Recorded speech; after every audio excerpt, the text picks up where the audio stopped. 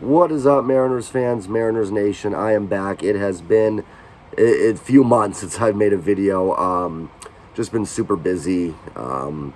Obviously, it's nothing to do with the team. They've been phenomenal. In fact, I think I made more videos when they were losing than they were winning. Yeah, I've just been super busy. So for people that are subscribed, I do apologize about that. Hopefully, I'll be back to doing something more consistently now. So much to talk to that's happened that I didn't talk about. Just an amazing season. But really, I want to make this video just as a reminder to this fan base and any Mariners fan or anybody that's following this team to not give up on them yet. Please don't. And this is not anybody Astros fans coming in here or anything like that. Congratulations on a Game 1 win. A well-earned victory by you guys. Just a phenomenal team top to bottom in Houston. Yordan Alvarez, one of the most amazing hitters in the game. To be able for us to hit Justin Verlander like that felt amazing because of how good he is. So congratulate any Astros fans that are watching this. Congratulations on a Game 1 win.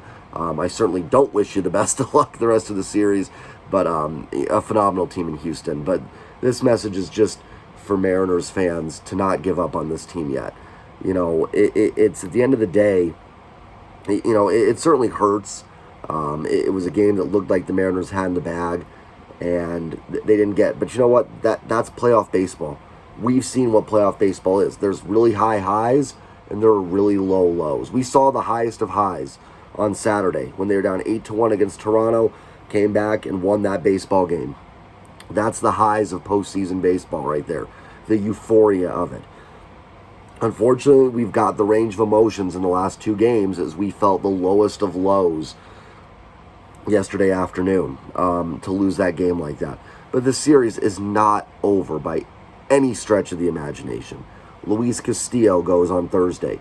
You go into Houston, if you can win Game 2, you've done everything you need to do. Anytime you're on the road in a series, your goal is to get one of two on the road. That goal is still attainable for this team. Obviously, it would have been great to win Game 1. It would have put a ton of pressure on Houston tomorrow. It didn't happen. It's okay. But that goal, to win one game in Houston, is still out there. This team's had their backs against the wall so many times this year. So many times we thought, this is the moment. This is the moment the Mariners are going to lose it and not get in. And they didn't. They kept fighting. They kept grinding. You can see the players, the way they talk about it. Like, it stinks, but you got to move on from it. I think the day off today is a good thing for this team. I think it helps them. I think it's kind of, I don't know what they did, but I know they had to do some press conferences. If I was Scott, I would have taken that team and gone to a water park, an amusement park, not even thought about baseball, and gotten back ready for tomorrow. So, in terms of the game yesterday, I don't blame Scott Servais at all. I know a lot of people do. A lot of people bashing him for bringing in Robbie Ray and the bullpen usage and all that. Why didn't you go to Erik Swanson? Here's my honest take on it. I was fine with going to Robbie Ray there. I was fine with the way he managed the bullpen. Yordan Alvarez is really good. The main thing in that inning is you don't want Yordan Alvarez to come up. That's really where they ran into problems. I'm not going to fully blame Paul Sewald either. It's Sewald and Robbie Ray deserve blame. They didn't execute the way they needed to execute. But at the end of the day, it's hard to get those guys out. There's a reason Yordan Alvarez is probably, maybe outside of Aaron Judge, the best hitter in baseball. I mean, top 5 in all baseball easily. Maybe even top 3. If you want to call him the best, I wouldn't even argue that. To be honest with you, the goal is to not face him in those situations. Jeremy Pena was the guy we needed to get out there. And Sewald left a slider over the middle of the plate with 2 strikes. That pitch needs to be more outside. If you throw that pitch further outside, he might chase it, game's over, left it over the middle. Alvarez came up. No matter what Scott did there, he could have left Sewald in. He would have been blamed. Could have gone to Robbie Ray, which he did, getting blamed. He could have gone to Swanson. Swanson hangs a splitter.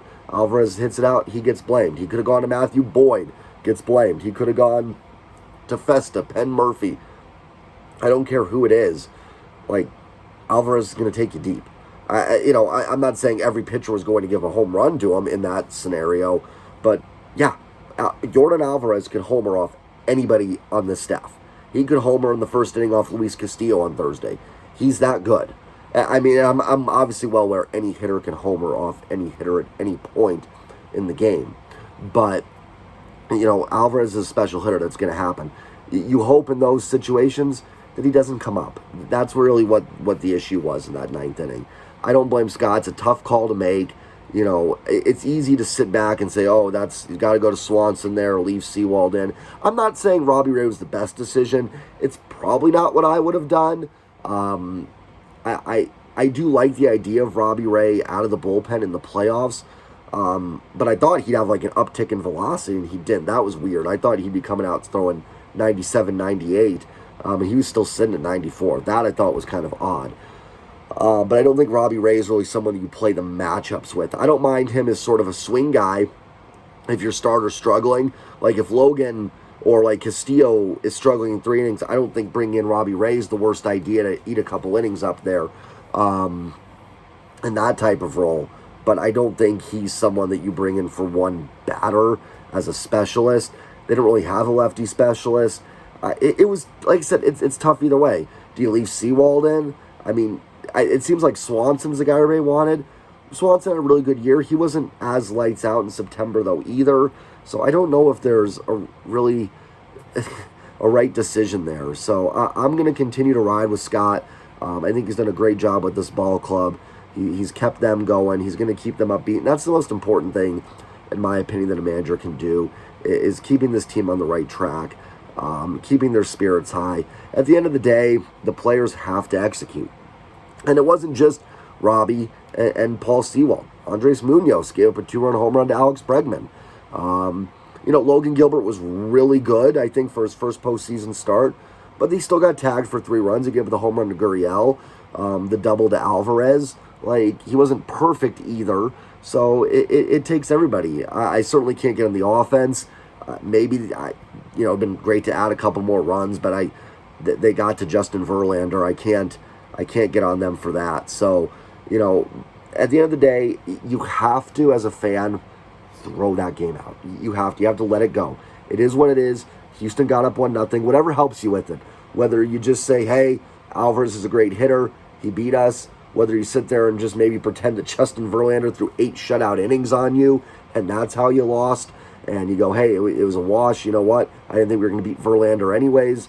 Verlander versus Gilbert was going to be a tough game to win in this series. It sucks because they should have won it, but you can look at it like that. But no matter what way you look at it, you have to move past it. As a player, as a fan, whatever it is, we've got to move on to the next one. Like I said, you've got Luis Castillo going on Thursday, the best pitcher on your staff, who dealt in Game 1 against Toronto. Try to scrape up a couple runs versus Framber Valdez. Valdez is outstanding. It's not going to be an easy task. Guess what? The playoffs aren't an easy task. You don't get to play Oakland or the Nationals. No offense to those fan bases. Trust me, I've been on the brunt end of those jokes for years as a Mariners fan. But you don't get to play those teams in the playoffs. You have to get 27 outs to beat teams like the Houston Astros. They are that good. They're going to battle you all the way. So it's not going to be easy, but you got to get some runs against Valdez. They did that his last start against the last time they faced him in Houston. They did scrap out a few runs. They're swinging the bats good. They've scored now 21 runs in 3 games, averaging 7 runs a game in the postseason against good pitchers, Manoah, Gausman, and Verlander. There's no reason they can't do it again. Scrape out some runs. Hopefully Castillo's on his game. You go and get that win in Game 2. You've taken home field advantage. That's all you need to do. Now you go to Seattle with, truthfully, a chance to close out the series by winning 2 games at home. Am I predicting that? I don't know. I'm not making a prediction here. I'm just saying that, as a fan, that's how you have to look at this. You've rode this far with the team. Do not give up now. This is not the time to throw in a towel here when they've gotten this far. They're 3 wins away from their goal. The goal is to get to the ALCS right now. You need 3 more wins. Nothing has changed from 2-3 days ago. The loss sucks. You get over it. You move on. You've got one of the best pitchers in baseball going, and then you come home and you get to play a home playoff game for the first time in 21 years. If you can't get excited for that, then I don't know what to tell you. I can't get you pumped up because I'm still pumped up as a fan. Can't wait for tomorrow. If they lose tomorrow, I can't wait for Saturday. It's not over, guys. It is not. It is not over yet. Keep believing in this team. keep supporting them, keep fighting with them. If you're in Seattle, go to the game on Saturday and support this team. Get to the local bar, whatever it is, cheer them on tomorrow to back them up, because it's been a fun ride. And guys, it's the playoffs. Like, every team that's won a World Series had a crushing loss in there somewhere. It just happens.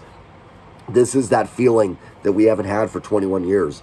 Yesterday stunk. It was like gut-wrenching for me. I was sick when it happened. I'm actually a little sick anyways, and I buried my hands in my face. Like, I couldn't, my hands in my face in my hands.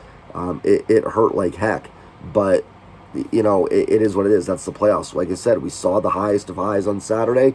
We saw the lowest of lows on Tuesday. That's what makes these so special. The Seahawks playoff runs, that Packers game, the 49ers game, those nervous, tense feelings that you got during those games, that's what it is. And baseball's not a one-game playoff. It's a best of 5. So you have a chance to bounce back. It's game 1. It's not the end of the season. I know this team's going to come out and fight. Listen, the Astros are a fantastic team. It's not going to be easy. This was not going to be an easy series. I don't think any Mariners fan expected that. But it's going to be a battle. And there's going to be moments like that. Hopefully the Mariners get one back. Maybe when they get home, they can get a walk-off win and flip that script a little bit. So we'll see what ends up happening. Other than that, I noticed some people on Twitter making personal insults at players. I mean, if you're doing that, man, just stop. Like, there's no room for that. Be critical. I have no problem. I'll be critical. I thought that was a bad 2-strike pitch by Sewald to Pena. It was a terrible pitch by Robbie Ray that Alvarez hit out. Alvarez can hit good pitches out. Don't give him any chance, you know what I mean? to don't make it easier for him. You can be critical, but to make personal attacks on players is just kind of sick for me, especially a team that's been this good. And not that I would support if the team was 0-162 either, but Sewald and Ray were both guys that got this team to where they were. I know Robbie Ray wasn't quite as good as maybe we expected. I thought he was fine this year. I didn't expect him to repeat his 2021. That's just not who he is overall, but he's a perfectly fine number 2, number 3 starter. Sewald, another fantastic year after a fantastic season last year. It happens. We need those guys to bounce back. If you want this team to be in the World Series, it's not going to happen without big contributions from Sewald and Robbie Ray. Best thing you can do is support these guys. You can be critical. That's fine. I have no problem with that. You can call out the pitches being bad. They were.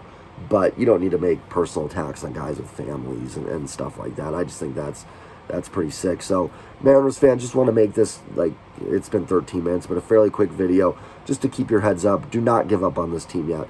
Let's go out there. Let's see if we can get the W on Thursday. Hopefully they do with Luis Castillo on the mound. If they don't, we bounce back Saturday. We come home, and we've got at least one home playoff game, hopefully 2, and your goal then is to get this series back to Houston and see what can happen. So it is not over. That's my message. Not over yet. Keep fighting, and as always, go M's.